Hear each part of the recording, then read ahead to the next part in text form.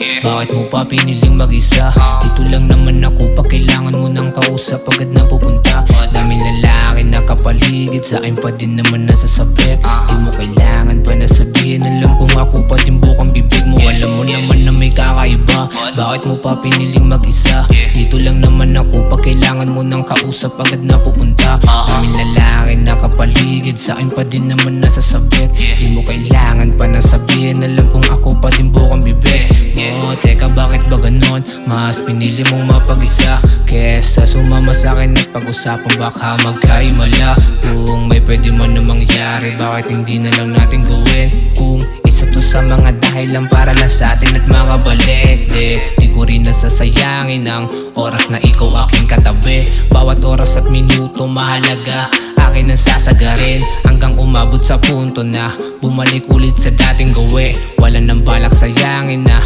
oras ikaw aking katabi. Wala eh, trip niyang mag-isa, kaya din lumamig. Hayaan na lang natin, ganun talaga. Alam mo naman na may kakaiba, bakit mo pa piniling mag-isa?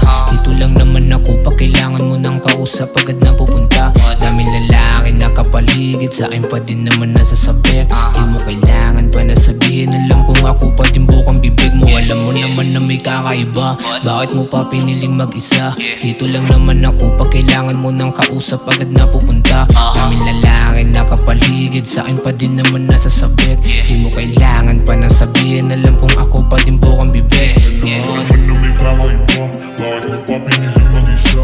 Dito lang naman ako pag kailangan mo ng kausap.